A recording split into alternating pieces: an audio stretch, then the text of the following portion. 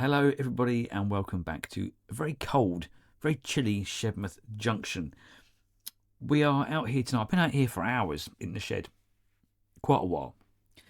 I don't know how many of you saw our recording or if you've watched our live stream back from Sunday. We've been having a lot of problems with sound, it appears. Last year, I invested in a nice microphone, and we've got a decent laptop now. I've had nothing but issues when it comes to sound. It's very crackly on live streams and that sort of thing.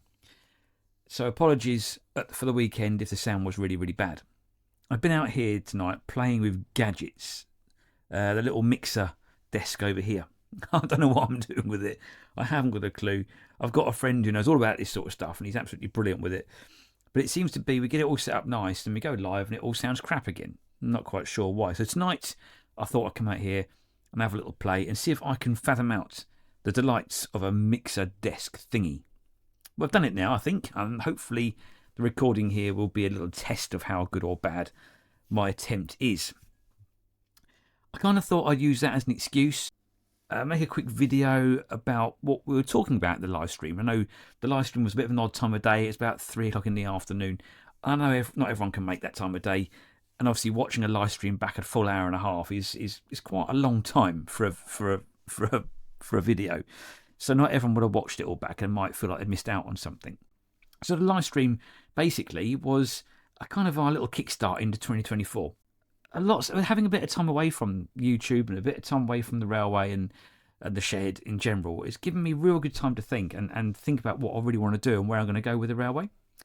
And actually, what it did do. It gave me a sense of direction. As many of you know, if you go back to our first videos on YouTube, my original plan was to recreate Sidmouth Junction, which is quite a famous station down in Devon, not far from where my mum was brought up and raised in Ottery St Mary. And I kind of had this bit of attachment to it. It's something really close to my mum's heart, and I thought what a lovely little idea to be quite nice to replicate it. But it soon became apparent once I'd woken up a little bit and realised the scale of all this, that to fit it in here, in this little shed, it's never going to happen. It was never going to happen. Even using N scale, I'd struggle to get a decent representation of Sidmouth Junction in my shed. And really, it kind of took the wind out of my sails a little bit. I really hadn't thought about it all that well. And I've really struggled for a sense of direction ever since. Over the Christmas period, I thought about creating a mining scene, an end-to-end mining scene. And I thought that's been done 100 million times before. And although it's very, very nice and beautiful, and I get to use some of my favourite locomotives in the little austerity locos, the little 060s, I thought, nah, it's been done. Let's try something different. And it's brought me onto an idea which I'm extremely excited about. I mean, I'm genuinely buzzing with this idea. And it'd be great to get your ideas and opinions on this. As you know, we already have the Shelf of Doom, which has been rebuilt end of last summer. And we really pushed to get the shelf rebuilt, mainly because we had the live stream coming up. We wanted the trains running for the live stream to celebrate our 1 year on YouTube. And that was great that it's held up lovely. It looks great, and I'm really pleased with it. But the track, I've never been overly chuffed with what I did. I chucked it down over a few days just to literally get something done for the live stream. And what I've decided I'm going to do, and I've already started the ball rolling, I'm very excited about this. The track configuration as we've got now, the double line up there, is now being ripped up completely. Yes, you heard me right, folks. For the second time in less than probably 8-9 months, the track is coming up. Oh. What we're going to have is, it was always going to be my bit of a fun thing, the shelf. It was never meant to be my do-all and end-all layout. But I'm going to do multi-scale. Okay, I'm going to have 00. I'm going to have TT120 up there as well. And in time, I reckon I can bring at a slightly lower level. If you can imagine the bottom of the shelf here, putting in maybe another sheet of that plywood underneath it so it sticks out a little way, running N scale on the shelf from the shelf, if you catch my drift. It's like a little ledge that would stick out and have end scale on it, or end gauge, sorry. And I think that'd be wicked, having 3 scales on a shelf layout. I think that'd be absolutely banging. And it would literally be just 3 little loops, not all on the same level. I don't want them running side by side. I'm going to try and somehow integrate different levels so that they can cross over in certain places. Ever, being the kind of guy never to make these things easy, I thought I'd try and make it more difficult for myself. Okay, so that's the plan of what's happening on the shelf. And it's going to start this week. I've started taking the snow away from the Christmas theme, and then hopefully tomorrow's my day off. I'm hoping to start getting the track up. Okay, and I have actually taken delivery today. You're going to like this. You're going to like this. Get ready for this. Ready for this? My Pico FlexiTrack TT120. I haven't got a loco in TT120 yet, but I have got the track. I've sold some bits on eBay in the week, and that has paid for, I think it's like 14 metres, just under 13.5 metres of track, which are getting around here easy and give me a couple of bits to potentially make a Mary of. That's exciting. It looks, this is really exciting stuff. For me, it is. I love it. Now, I've heard there's lots of pluses and lots of minuses and positives and negatives that you hear on the internet and on people's channels and all sorts of forums and stuff about the negativity of TT120. And there's so many arguments against it and there's so many arguments for it. And at the end of the day, I don't care. I think it looks amazing. And I've heard people say, you only get a little loco for your money. It may be small, but there's no lesser engineering or design or effort goes into building the thing than there is a full size, double O scale, double O gauge. So I think this looks great going around. I've seen them going around on the tracks and they look brilliant. It's something different, and I'm not going to have loads of TT stuff. Don't get me wrong. Not tons and tons of locos laying around. Don't need them. Just going to be a couple of them that can run around the track. And I'm the kind of guy that I don't have a particular theme. I don't want to have a theme for my shelf layout. It's going to be a case of if I see a loco that I really, really like, I'll buy it and run it around and have some fun watching it go around, watching all the valve gear working, and it just looks amazing in the smallest detail. And the TT so far, I've been so impressed. When you see it in the flesh, I don't think YouTube videos or pictures do it any justice. You see it in the flesh, these little steam locos, and yeah, I'm excited. I'm a little bit excited. So excited, I need a slurp of tea to calm me down. Speaking of which, I heard on the radio the other day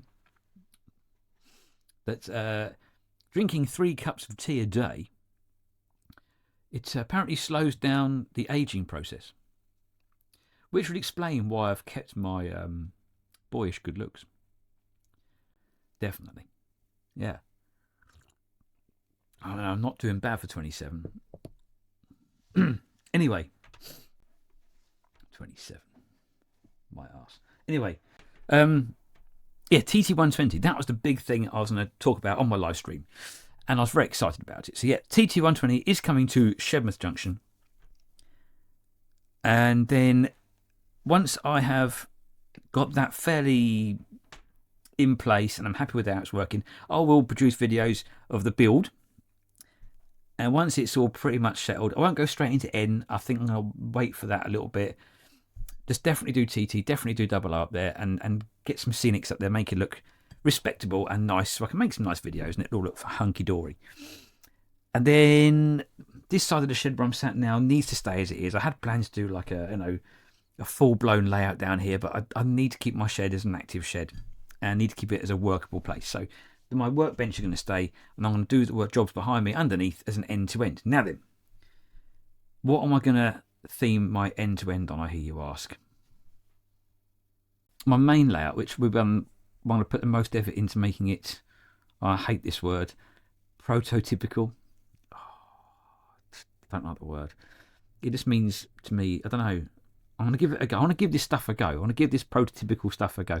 Try and make it look accurate. I'm going to give it a go, honestly. In all seriousness, I'm going to try and make a layout that is prototypical and accurate. And I'm basing this on something I've not seen yet. I have given it a Google search. I haven't seen anyone do this yet. It may have been done, but I just haven't seen it. And rather than harking back to a time that I can't remember, or I can't see, or I can't, I can't relate to myself, which was going to happen with Sidmouth Junction. I was going to have to go and research stuff and talk to my mum and try and find people around that area who worked there to try and work out how everything ran. I'm going to go and do a layout based on the first railway that I ever went to. So it's in my memory of where things were. It's not a million miles away. It's an hour and a half, hour and 3/4 drive. So I can go and still visit it. It's still there today. It still runs steam engines. It's a heritage line. And that is the Kent and East Sussex Railway. And I'm going to do, I wouldn't call it the focal point of the railway, but mainly the starting point on the railway, which is at Tenderden Station. I thought about, there's 4 stops really down there. You've got Rolvenden, Northiam, and what's the one at the end, everybody? What is it? Bodiam, near the castle. And I thought about each section, each station, each stop on the line. I thought which one would be quite good for modelling. Rolvenden, although it may not be the most exciting place when you're actually on the railway line to stop and visit for an hour or two, as a model it could work well. All the engine sheds are there, so it looked quite kind of good with lots of locos laying around and workmen everywhere and that sort of stuff. But I want to make it picturesque and pretty and lovely. And I think Tenderden just nips it as being the biggest area. A bit of shunting at the end, some coaches laying around, and I can run the locos up and back again, and it'd be quite nice. So yeah, picking on that particular railway, because that's my first one I ever went to. That's when I met Norman, the austerity loco, which I still am so excited about these days. I've got a real soft spot for that loco, and because it's fresh to me, it means something more to me as a layout, and I can really get my teeth into it. If I want measurements or if I want to get some photographs for reference, I can just drive up there on a Sunday and look. I haven't got to look through books from the fine stuff. It's there. I'm just going to have a look. And from the pictures that I've got from the late 80s, and from what I saw the other day, it hasn't changed that much in terms of or anything really. It looks pretty much the same. It looks smarter and neater now than what I remember it as a kid. But my childhood memories are a little bit maybe hazy. I remember certain bits of it, so I can just go out there and model it, and that's really got me excited. That has got me so excited that I cannot wait to get going on all of this stuff. And as always with me, it might not be instant because I still got a few family issues I've got to sort out over the coming months. So my time in here is a little bit limited, perhaps more than I'd like it to be, but it will get more and more and more. One other thing to mention while I'm here is, of course, our Wibbly Wobbly Wagon Challenge, sponsored by our very good friends, Rocket Railways. It's been a bit quiet on the old Wibbly Wobbly Wagon Challenge front. I said that without stuttering. That's impressive. Because I haven't really been pushing it. I haven't been out here. I haven't done anything internet-wise. There is no time limit, guys. Please keep the entrants coming in. It's not a competition. It's just a bit of fun. And I can honestly say, everyone who's done it so far, and the results that we've seen, oh my God, we have been totally blown away. And it brings a bit of tear to my eye to think that people are taking the time out of their day, their week, their hobby to do something that we've asked them to do. And I think it's just, it blows me away. And I can't thank everyone enough. You've all been unbelievably good. And some of these, or all of them, they've all been fantastic. It's gone worldwide. I didn't think it would get to the outer edges of Australia and America, and people around the world are getting involved. And it's not, I'm not talking about hundreds of people getting involved here. And literally maybe just looking in the tens, But it's been wonderful. Absolutely wonderful. And what we're going to do, what we are planning to do this weekend, is myself and Evie are going to basically get the videos together as a collaborate. Is that the word? We'll join them up. cut what we need to cut. and we're going to make a little video on everyone's wagon so far, with some bit of running commentary from myself and Evie, and really kind of like display everyone's work. Give the YouTube channels who have put their stuff out on YouTube a good old shout out and a good old mention, and spread the love and the word of this wonderful, wonderful, wonderful hobby. But thank you so much for everyone who's done it. You are fantastic, and you can't thank you enough. Absolutely brilliant. So on that note, I'm going to be quiet. I'm going to go indoors because it is very, very, very late, and my tea's getting cold, and my head's getting cold, and I'm going to fall asleep. So I'm going to love you and leave you. Look out for updates on the new layout. I'm banging to get on with that. Look out for the Wibbly Wobbly Wagon Challenge update video. That's coming out in the next few days as well. Cross fingers. And hopefully the sound's good on this video, because that's what I spent the last 3 hours doing. And if that's still pants, I'll be very upset. Okay, so that's it. I'm going to love you and leave you. Thank you so much for tuning in. And we will see you next time in the shed. Bye-bye.